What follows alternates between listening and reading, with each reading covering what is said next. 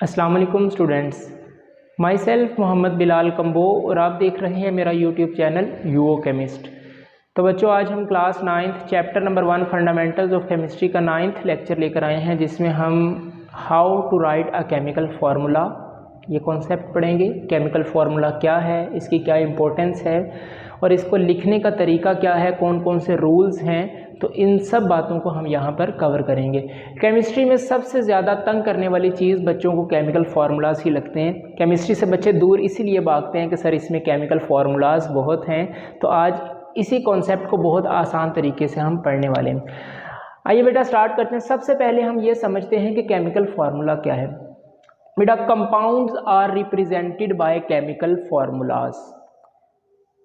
जो सब्सटेंसेस हैं उनको रिप्रेजेंट करने के लिए केमिकल फार्मूलाज लिखे जाते हैं। अब हमने एलिमेंट्स के बारे में पढ़ा। अब एलिमेंट्स को किससे रिप्रेजेंट करते हैं? सिंबल्स के साथ। फॉर एग्जांपल हम लिखते हैं H4 hydrogen, N4 nitrogen, O4 oxygen. अब एलिमेंट्स को तो रिप्रेजेंट किया जाता है सिंबल्स के साथ। अब सब्सटेंसेस जो हैं या कंपाउंड्स हैं बेटा, उनको किन के साथ रिप्रेजेंट किया जाता है? तो उनको रिप्रेजेंट करते हैं केमिकल फार्मूलाज के साथ। तो आप लिख सकते हैं compounds are represented by chemical formulas. Okay, अब बेटा इसकी सिग्निफिकेंस क्या है? तो आइए, ये आपकी बुक में ना एक फ्लावर बना होगा, तो उसी को मैंने यहाँ पर नोट किया है, तो आप इसको देख सकते हैं। The first point is it represent the name of the substance, for example H2O for water. सबसे पहले इसकी सिग्निफिकेंस ये है कि ये सब्सटेंस के नेम को रिप्रेजेंट करता है। देखें, मैं आपके सामने लिखता हूँ वाटर, ओके। अब वाटर को रिप्रेजेंट करने का तरीका ये भी तो है, H2O। अब ये वाटर का क्या है? एक केमिकल फॉर्मूला है, ओके। अच्छा, अगर मैं ये वाटर ना भी लिखूं, इसको मैं छुपा लूं, अगर मैं सिर्फ H2O लिखूं, तो बहुत सारे बच्चे जिन्होंने ये वाटर का केमिकल फॉर्मूला देख रखा होगा, तो इसको देखते ही समझ जाएंगे कि सर ये आपने वाटर लिखा है। ऐसा ही है। अब देखिए, मैं आपके सामने लिखता हूं CO2। Yes, it is a carbon dioxide. अब देखो, मैंने कार्बन डाइऑक्साइड के स्पेलिंग नहीं लिखे, मैंने सिर्फ CO2 लिखा और आप समझ गए कि सर ये तो कार्बन डाइऑक्साइड है। तो सब्सटेंसेस को रिप्रेजेंट किया जाता है उनके केमिकल फार्मूला से।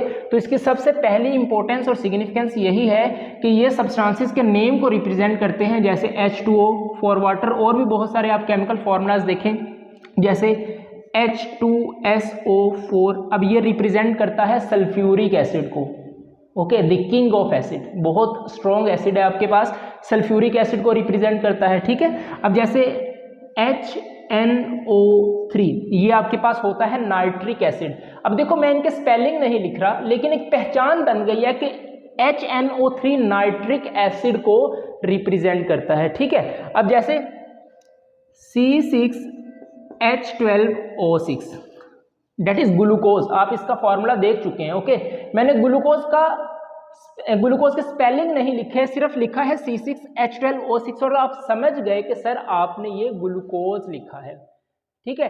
तो सब्सटेंस को रिप्रेजेंट करते हैं ये chemical formulas. Number 2, it also represent 1 mole of the molecule in the balance chemical equation. Yes, अब इक्वेशंस लिखी जाती हैं, ठीक है। अब यहां पर बेटा, जैसे ये आपके पास है ना वाटर, देखिए ये वाटर का केमिकल फॉर्मूला है बेटा। वाटर के केमिकल फॉर्मूले के साथ यहां पर जो भी कोफिशिएंट होगा, लाइक 1, जहां कुछ नहीं होता वहां पर 1 है। अब ये 1 रिप्रेजेंट करता है मोल को, 1 मोल ऑफ वाटर। अब मैं लिखता हूं 2H2O, इसका क्या मतलब है? 2 मोल्स ऑफ वाटर। अरे सर, मोल का कॉन्सेप्ट तो दें, हमें मोल पता ही नहीं, मोल क्या चीज है। तो सुनिए बेटा, कुछ नहीं है मोल। जैसे हम वेट के लिए किलोग्राम्स और ग्राम्स को यूज करते हैं, केमिस्ट्री की लैंग्वेज में सिर्फ मोल का कॉन्सेप्ट आ जाता है। अब देखें, मैं आपको एग्जाम्पल से लेकर चलूंगा। फॉर एग्जाम्पल बेटा मैं आपसे कहता हूं कि कभी आपने 1 मोल पानी पिया है, तो आप कहेंगे कि सर पानी तो हम रोज पीते हैं, लेकिन 1 मोल क्या है बेटा, कुछ नहीं है। अगर आप 18 ग्राम वाटर ले लें, सिर्फ 18 ग्राम, किलोग्राम नहीं, सिर्फ 18 ग्राम पानी ले लें, तो वो 1 मोल ऑफ वाटर बनता है। अब आप कहेंगे सर हम पता नहीं कितने मोल पानी पी जाते हैं रोज के, ऐसा है कि नहीं? अच्छा, मैं आपसे कहूं कि आपने कभी 1 मोल सोडियम क्लोराइड देखा है? जो घरों में आप नमक इस्तेमाल करते हो, 1 मोल सोडियम क्लोराइड, तो आप कहेंगे कि सर सोडियम क्लोराइड खाया भी है, देखा भी है, लेकिन 1 मोल क्या है? बच्चे कुछ नहीं है। अगर आपके पास NaCl 58.5 ग्राम हो तो उसको हम बोलते हैं 1 mole of sodium chloride. Okay, तो होता ये ग्राम में ही कैलकुलेट है, लेकिन केमिस्ट्री की स्पेसिफिक लैंग्वेज में उसको हम मोल का नाम दे देते हैं। ठीक है, जैसे 1 mole of water contain 18 gram, 2 mole of water उसका डबल हो जाएगा 36 ग्राम, 3 मोल ऑफ वाटर उसका 3 गुना हो जाएगा 54 ग्राम, 1 मोल ऑफ सोडियम क्लोराइड कितना होता है 58.5 ग्राम। अगर 58 ग्राम आपके पास नमक है तो वो आपका 1 मोल बनेगा। ओके, तो ये आपके पास बैलेंस केमिकल इक्वेशन में नंबर ऑफ मोल्स को भी रिप्रेजेंट करता है। जैसे बेटा यहां पर आप एक इक्वेशन को याद रखेंगे, मतलब मोल का कॉन्सेप्ट तो आपका क्लियर हुआ कि सर मोल क्या चीज है। अब देखें, मैं आपके सामने एक इक्वेशन लिखता हूं, N2 + 3H2 गिव्स अमोनिया। देखें, अब ये हाइड्रोजन है, ठीक है। अब ये जो 3 लिखा है इसका क्या मतलब है? 3 मोल्स ऑफ हाइड्रोजन। यहां पर 1 है, इसका क्या मतलब है? 1 मोल ऑफ नाइट्रोजन।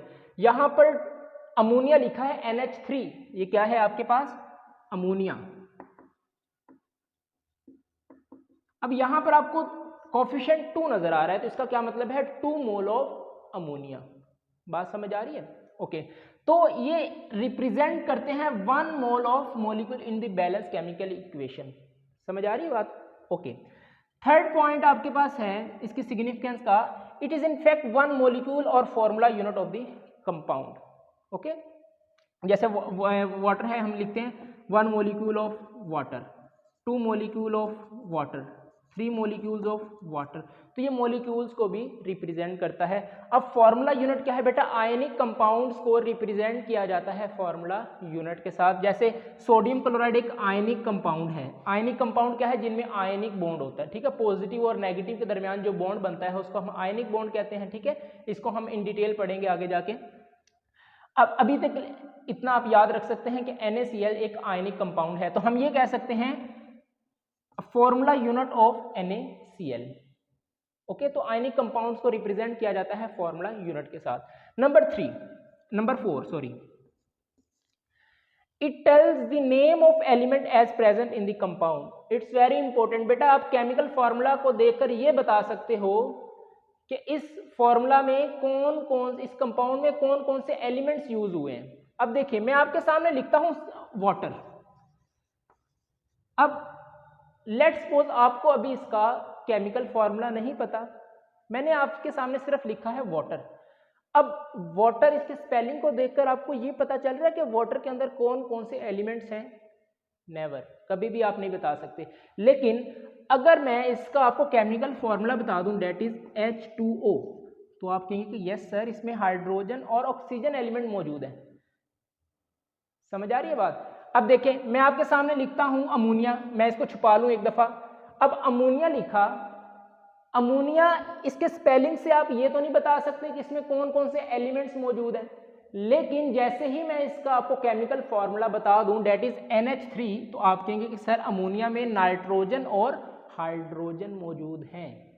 तो मतलब it tells the name of element present in a compound. Compound के अंदर कौन कौन से एलिमेंट्स मौजूद हैं, ये भी आप केमिकल फॉर्मूला की मदद से बता सकते हैं। Okay, the last point is it indicates the mass of compound in AMU और ग्राम्स।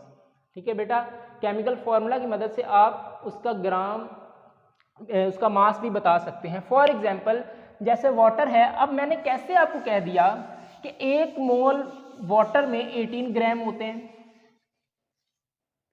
तो देखिए अब वाटर लिखा है मैंने H2O, अब आप इसका ग्राम्स में या AMU में मास भी कैलकुलेट कर सकते हैं। फॉर एग्जांपल बेटा कितने हाइड्रोजन के एटम्स हैं 2 प्लस ऑक्सीजन के कितने हैं 1, ऐसा ही है 2 हाइड्रोजन के एटम्स यूज हो रहे हैं। देखो इसका जो कोफिशिएंट यहाँ स्टिक्योमेट्रिक कोफिशिएंट क्या है 2, तो 2H प्लस 1 ऑक्सीजन है इसमें। अब बेटा आप एटॉमिक नंबर एटॉमिक मास का कॉन्सेप्ट पढ़ के आ चुके हैं, ओके। अब एटॉमिक मास जो मास नंबर है हाइड्रोजन का कितना होता है, दैट इज 1, ओके। अगर वो लेक्चर आपने नहीं देखा तो आप पीछे सीरीज में 2 लेक्चर पिछले वाले में आप उसको देख सकते हैं, ठीक है। तो हाइड्रोजन का मास नंबर हमें पता है 1 होता है, ऑक्सीजन का मास नंबर कितना होता है 16। बेटा ये आपको अब चीज़ें आनी चाहिए, याद करना शुरू कर दो। इनके मासेस जो फेमस हैं, फर्स्ट 18 एलिमेंट्स जो हैं आपको उनके मासेस याद होने चाहिए, ठीक है। फिर जाके आपकी केमिस्ट्री जो है आपको पढ़ने का मजा आएगा। अब हाइड्रोजन का एटॉमिक मास 1, ऑक्सीजन का 1, तो इसको कैलकुलेट करो 2 1 2 प्लस 16 कितना हो गया 18 ग्राम्स। देखा 18 ग्राम 1 मोल वाटर होते हैं, सही है। तो 18 ग्राम अगर आपके पास वाटर है तो उसको हम कहेंगे 1 मोल ऑफ वाटर। तो केमिकल फॉर्मूला की मदद से आप उसके मास को भी इंडिकेट कर सकते हैं। How to write a chemical formula. अब अगर हमें केमिकल फार्मूला लिखने का कहा जाए तो हम कौन कौन से स्टेप्स को फॉलो करके केमिकल फार्मूला लिख सकते हैं, तो आइए वो देखते हैं। बेटा पहला स्टेप है आपके पास, elements of 2 symbols are written side by side in order of positive ion first and negative ion later. बेटा सबसे पहला स्टेप आपको ये कह रहा है कि जब भी आपने किसी कंपाउंड का केमिकल फार्मूला लिखना है तो पॉजिटिव आयन पहले आना चाहिए और नेगेटिव आयन वाला एलिमेंट बाद में आना चाहिए। सर इसका समझ नहीं आई, ज़रा हमें एग्जाम्पल के साथ क्लियर कर दें। अच्छा बेटा सबसे पहले एक चीज़ आपने याद रखनी है कि केमिस्ट्री में जहाँ पर भी पॉजिटिव चार्ज आएगा ना, किसी एलिमेंट के ऊपर पॉजिटिव चार्ज है, तो इसका मतलब है कि उसने इलेक्ट्रॉन लॉस किए हैं, ओके। अभी के लिए इतना याद रख लें, इस चीज को हेल्पफुल होगा आपके लिए। अब अगर किसी के ऊपर नेगेटिव चार्ज है तो इसका मतलब है उसने इलेक्ट्रॉन गेन किए हैं। इस चीज को हजम कर लीजिएगा, सही है अभी तक के लिए, क्योंकि जो इससे आने वाले लेक्चर्स हैं उसमें हम इस चीज को भी अच्छे से क्लियर करेंगे। लेकिन अभी के लिए इतना याद रखें कि किसी एलिमेंट के ऊपर अगर पॉजिटिव चार्ज है तो इसका मतलब है उसने इलेक्ट्रॉन लॉस किए हैं, किसी पर नेगेटिव चार्ज है तो उसने इलेक्ट्रॉन गेन किए हैं। जैसे फॉर एग्जांपल देख लेते हैं, कोई एलिमेंट ए है उसके ऊपर है 2+, मतलब इसने 2 इलेक्ट्रॉन लॉस किए हैं, ओके। अब A+ मतलब एक पॉजिटिव चार्ज है तो इसने 1 इलेक्ट्रॉन लॉस किया है। नेगेटिव चार्ज मतलब कोई एलिमेंट है आपके पास B और उस पर है -2, मतलब इसने 2 इलेक्ट्रॉन गेन किए हैं, ओके। जैसे आपके पास है B -1 आ जाए, इसका मतलब है इसने 1 इलेक्ट्रॉन गेन किया है। तो केमिस्ट्री में जिस पर पॉजिटिव चार्ज हो उसका मतलब उसने इलेक्ट्रॉन लॉस किए हैं, और जिस पर नेगेटिव चार्ज हो उसका मतलब है उसने इलेक्ट्रॉन गेन किए हैं। अब क्या मतलब है कि हम जब सिंबल्स लिखते हैं केमिकल फॉर्मूला में तो पॉजिटिव आयन फर्स्ट लिखते हैं और नेगेटिव आयन हम बाद में लिखते हैं। जैसे बेटा सोडियम क्लोराइड है NaCl है ना, ये आपने बहुत दफ़ा ये केमिकल फॉर्मूला देख लिया है नमक का, सोडियम क्लोराइड। अब इसमें जो सोडियम है ना बेटा, इस पर +1 चार्ज होता है और क्लोरीन पर होता है -1 चार्ज। अब +1 का मतलब सोडियम ने 1 इलेक्ट्रॉन लॉस किया और क्लोरीन का मतलब है 1 इलेक्ट्रॉन गेन किया, ठीक है बेटा। जो इसने इलेक्ट्रॉन लॉस किया वो इसने गेन किया, इनके ऊपर ऑपोजिट चार्जेस हैं प्लस माइनस, एक दूसरे को अट्रैक्ट करते हैं और सोडियम क्लोराइड एक केमिकल फॉर्मूला आपके पास बनता है। अब आपने कभी भी किसी भी बुक में आप उठाकर देख लें, सोडियम क्लोराइड का फॉर्मूला कभी भी आपको ऐसे नहीं मिलेगा, दैट इज रॉन्ग। इसमें क्या है -1 प्लस चार्ज। बेटा देखो एलिमेंट्स तो सेम है, इसमें भी Na है, इसमें भी सोडियम है, इसमें भी क्लोराइड है, इसमें भी क्लोराइड है, लेकिन पॉजिटिव हमेशा पहले लिखा जाता है, नेगेटिव बाद में। लेकिन यहां पर मैंने क्या कर दिया कि नेगेटिव को पहले लिख दिया और पॉजिटिव वाले को बाद में लिख दिया, जो कि गलत कंसीडर्ड होता है। तो केमिकल फार्मूला लिखने का सबसे पहला रूल यही है कि जब आयंस की बात आ जाएगी तो पॉजिटिव आयन पहले लिखा जाएगा, नेगेटिव आयन बाद में लिखा जाएगा। जैसे आपके पास कैल्शियम क्लोराइड है CaCl2, that is calcium chloride. Okay, अब कैल्शियम के ऊपर बेटा होता है +2 चार्ज और क्लोरीन पर होता है -1 चार्ज। अब देखो पॉजिटिव आयन पहले लिखा है और नेगेटिव आयन बाद में लिखा है। आप कभी भी ऐसे नहीं देखेंगे, दैट इज रॉन्ग। इसमें क्या किया मैंने, माइनस वाला पहले लिख दिया और पॉजिटिव वाला बाद में लिखा है, यह गलत कंसीडर किया जाता है। तो केमिकल फार्मूला लिखते हुए यह बात आपने याद रखनी है कि पॉजिटिव आयन को पहले लिखा जाता है, नेगेटिव आयन को बाद में लिखा जाता है। Is it clear? पहला पॉइंट क्लियर हुआ, very good. Next, the valency of each ion is written on the right top corner of its symbols। इसका क्या मतलब? अब वैलेंसी का कॉन्सेप्ट जिस बच्चे को नहीं आता ना, वो पहले वो वीडियो देख ले। आई थिंक लेक्चर नंबर 5 है, उसमें आप वैलेंसी के कॉन्सेप्ट को पढ़ चुके हैं। जिसको वो कॉन्सेप्ट नहीं आता तो वो लेक्चर नंबर पहले 5 देख ले, वैलेंसी के कॉन्सेप्ट को क्लियर करे, फिर जो है इसको अंडरस्टैंड करें। अगर आप पढ़ चुके हैं तो बहुत अच्छा है। Valency of each ion is written on the right top corner. अब वैलेंसी क्या है? कोई एलिमेंट कितने इलेक्ट्रॉन लॉस या गेन करता है उसको हम वैलेंसी कहते हैं। ओके, अभी के लिए बेटा कुछ मैं आपको एलिमेंट्स और उनकी वैलेंसीज लिखवा रहा हूं, आपने याद रखना है। जैसे कैल्शियम है बेटा, इसकी वैलेंसी होती है +2। एल्यूमिनियम है, इसकी वैलेंसी होती है +3। ऑक्सीजन है, इसकी वैलेंसी होती है -2। क्लोरीन की -1। मैग्नीशियम की बात कर लें तो इसकी होती है +2 एंड काफ़ी है, यही यूज़ होने वाले हैं। पोटाशियम की लिख लें, इसकी होती है +1। ठीक है, तो ये आपके लिए अभी काफ़ी है, इसको आप याद रखेंगे। ठीक है, अब ये तो समझ आ रही है ना, +2 का मतलब 2 इलेक्ट्रॉन लॉस किए, +3 का मतलब 3 इलेक्ट्रॉन लॉस किए, -2 का मतलब 2 इलेक्ट्रॉन गेन किए। Very good. अब वैलेंसी जो है वो राइट टॉप कॉर्नर पर ही लिखी जाएगी। अब जैसे मैंने कहा कि कैल्शियम की वैलेंसी है +2, तो देखो कैल्शियम, अब +2 बेटा इसके राइट टॉप कॉर्नर पर लिखी जाएगी। अब कभी भी आप ऐसा नहीं लिखोगे +2, ये भी गलत है, यहां पर लिखोगे ये भी गलत है, यहां पर लिखोगे ये भी गलत है।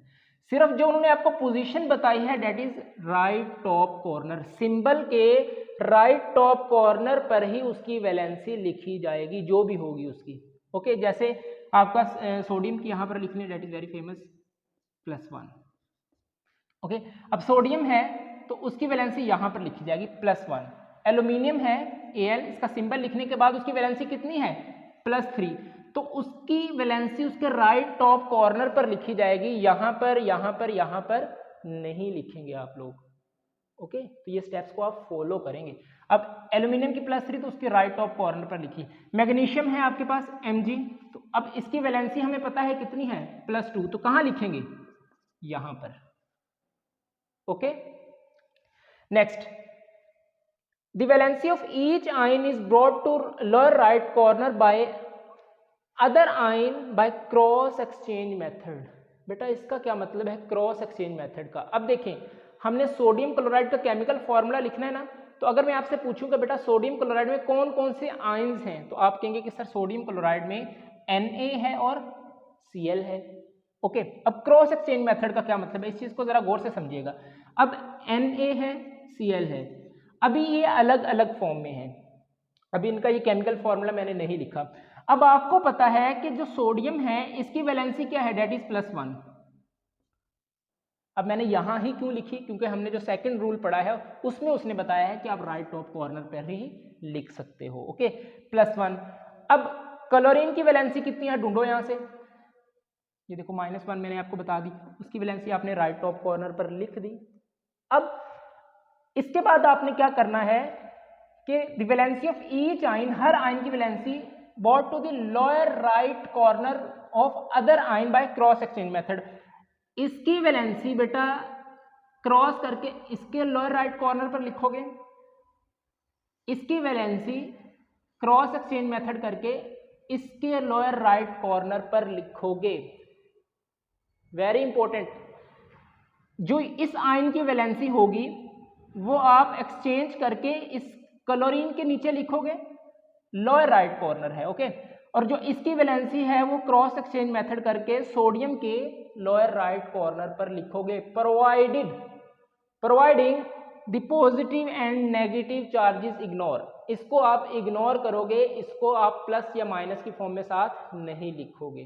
प्लस और माइनस का मतलब सिर्फ इतना है कि इसने इलेक्ट्रॉन लॉस या गेन किए हैं, ओके।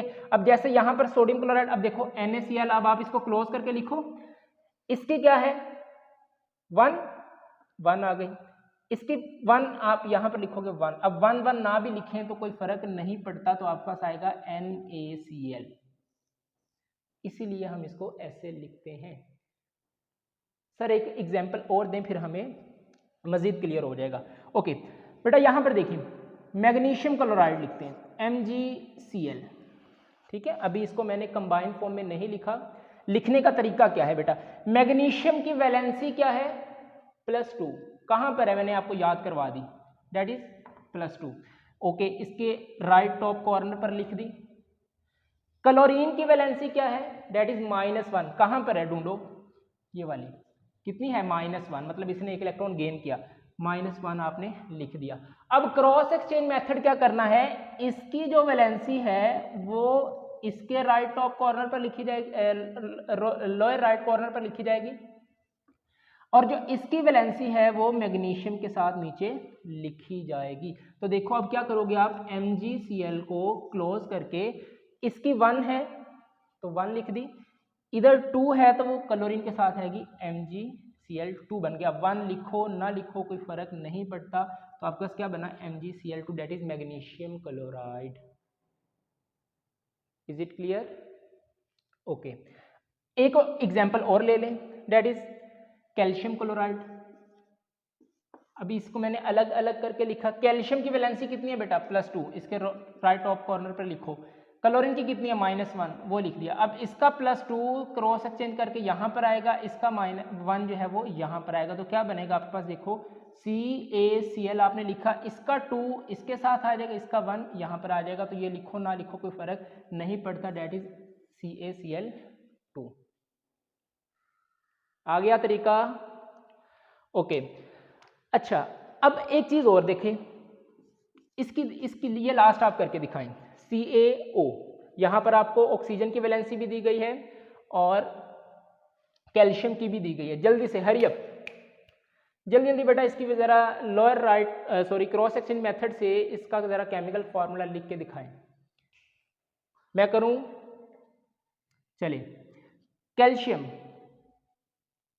कैल्शियम की वैलेंसी क्या है, +2, वो आपने इसके ऊपर लिख दी। ऑक्सीजन की क्या है, डेट इज -2, वो आपने लिख दी। अब क्या आपको कहा गया है कि इसकी वैलेंसी एक्सचेंज करेंगे और लोअर राइट कॉर्नर पर लिखेंगे एक दूसरे आयंस के। अब इसका +2 बेटा एक्सचेंज होकर यहाँ पर आएगा और इसका 2 जो है वो यहाँ पर आएगा, तो क्या बनेगा, CaO आपने लिखा, इसका 2 यहाँ पर, इसका 2 यहाँ पर। लेकिन हम इसको ऐसे नहीं लिखेंगे, इसका फॉर्मूला हम लिखेंगे CaO, कैल्शियम ऑक्साइड। उसकी वजह, उसके लिए आप रूल नंबर 4 पढ़ सकते हैं बेटा। रूल नंबर 4 ये कहता है कि अगर दोनों एलिमेंट्स की वैलेंसी सेम है तो उसको आप केमिकल फॉर्मूला में नहीं लिखोगे। अगर दोनों एलिमेंट्स की वैलेंसी सेम है तो आप उसको केमिकल फॉर्मूला में नहीं लिखोगे। जैसे NaCl का, इसका भी देखो 1 थी, इसकी भी 1 थी, तो हम उसको नहीं लिखा। यहां पर देखो कैल्शियम की भी 2 है, ऑक्सीजन की भी 2 है, तो हम उसको यहाँ पर 2 नहीं, एक दूसरे से कैंसिल हो जाते हैं और आपका सिर्फ बचता है Ca2। तो अब देखो रूल नंबर 4 पढ़ो, ये हमने पहले ही क्लियर कर लिया। If the valencies are same they are offset and not written in the chemical formula. अगर वैलेंसी सेम है तो आप उसको केमिकल फॉर्मूला में नहीं लिखोगे, but if they are different, अगर वो डिफरेंट हैं, they are indicate as a same position. जैसे यहाँ पर मैग्नीशियम क्लोराइड, Mg की क्या थी 2, क्लोरीन की क्या है 1, डिफरेंट हैं, फिर हम उसको जो है यहाँ पर केमिकल फॉर्मूला में लिखेंगे bye cross exchange method. The fifth and last point is, if Ion is a combination of two or more atoms which is called radical bearing a net charge on it. अब radical क्या है आपके पास? Group of atom having some charge. Valency वाले lecture में हमने radical को भी देखा था। तो बेटा ग्रुप ऑफ एटम जिनके ऊपर कोई चार्ज हो उसको हम रेडिकल बोलते हैं। ओके, आपके पास देखो दो एग्जांपल्स हैं, SO4 2 negative and PO4 3 negative. इसको हम बोलते हैं बेटा सल्फेट आयन, सल्फेट आयन, और इसको बोलते हैं फॉस्फेट आयन। अब सर ये आयन क्यों बोलते हैं? बेटा आयन उसे कहते हैं जिसके ऊपर कोई पॉजिटिव या नेगेटिव चार्ज हो, चाहे पॉजिटिव हो चाहे नेगेटिव हो, उसको हम आयन बोलते हैं। ओके, अब इस पर नेगेटिव चार्ज है तो फॉस्फेट आयन, और ये आपके पास ये सल्फेट आयन है, और ये आपके पास क्या है? फॉस्फेट आयन है। अब सर ये बना कैसे होगा? तो देखो ये जनरेट हुआ है सल्फ्यूरिक एसिड से। सल्फ्यूरिक एसिड माने तो H2SO4, ठीक है, इससे बनता है बेटा SO4 2 नेगेटिव। अब कैसे बना होगा? सल्फ्यूरिक एसिड का अगर आप स्ट्रक्चर देखो ना तो क्या है? S सल्फर सेंटर में double bond oxygen OH, similarly यहाँ पर भी O and H, that is H2SO4।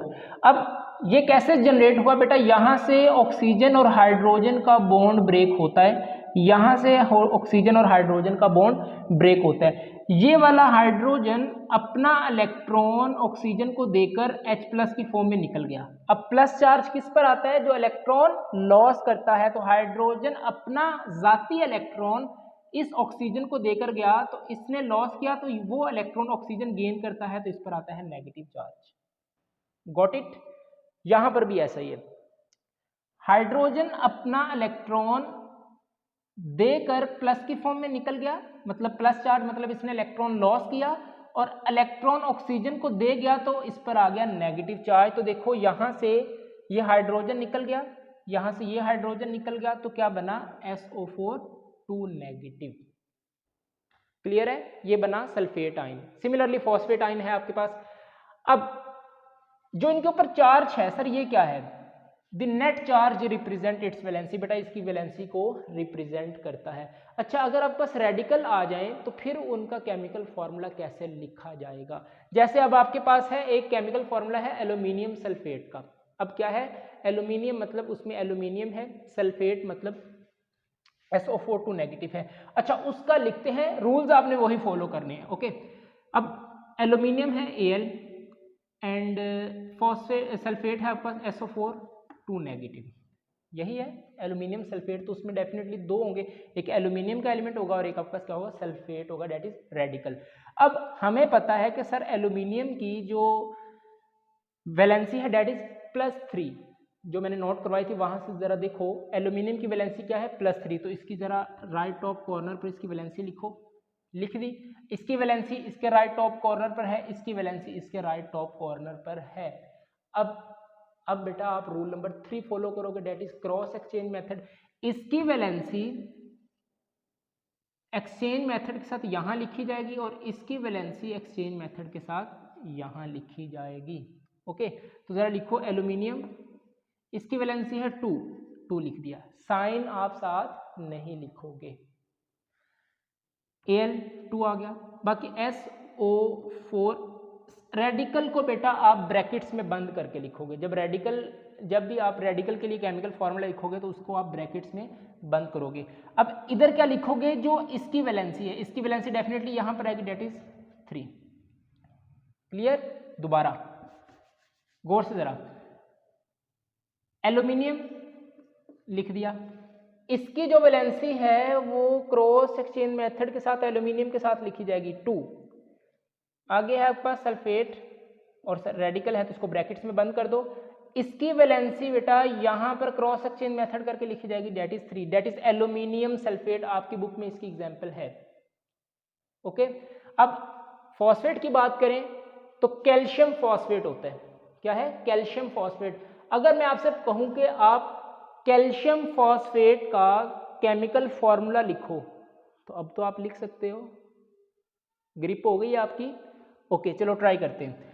क्या है कैल्शियम फॉस्फेट? फॉस्फेट तो बेटा ये है PO4 3 नेगेटिव, कैल्शियम मतलब ये, Ca, फॉस्फेट PO4 नेगेटिव, इसको कहते हैं फॉस्फेट। अब कैल्शियम की वैलेंसी क्या है? गुड, डेट इज +2, ये मैंने आपको याद करवा दी, +2 है। अब रूल नंबर 3 फॉलो करो, क्रॉस एक्सचेंज मेथड। इसकी वैलेंसी इसके लोअर राइट कॉर्नर पर लिखी जाएगी और इसकी वैलेंसी इसके लोअर राइट कॉर्नर पर लिखी जाएगी। तो देखो CaPO4 है आपके पास। अब कैल्शियम के साथ किसकी वैलेंसी आएगी? इसकी, डेट इज 3। अब ये रेडिकल है तो रेडिकल को क्लोज कर दो ब्रैकेट्स में। इसकी वैलेंसी बेटा इसके लोअर राइट कॉर्नर पर लिखी जाएगी, डेट इज 2। देखो इसको हम बोलते हैं कैल्शियम फॉस्फेट। रटने की ज़रूरत नहीं है आपको कॉन्सेप्ट्स आने चाहिए। रटते रहोगे केमिस्ट्री कभी नहीं कर पाओगे, मेरी बात आप याद रखिएगा। केमिस्ट्री रटने से नहीं आएगी, केमिस्ट्री कॉन्सेप्ट से आएगी, ठीक है? तो अपने कॉन्सेप्ट्स स्ट्रॉन्ग रखें। ये था आपका आज का लेक्चर। किसी भी किस्म का कोई प्रॉब्लम हो, किसी किस्म का कोई कन्फ्यूजन आपके माइंड में हो, कमेंट सेक्शन में पूछ सकते हैं। मिलते हैं नेक्स्ट वीडियो में। All the very best. अल्लाह हाफिज़।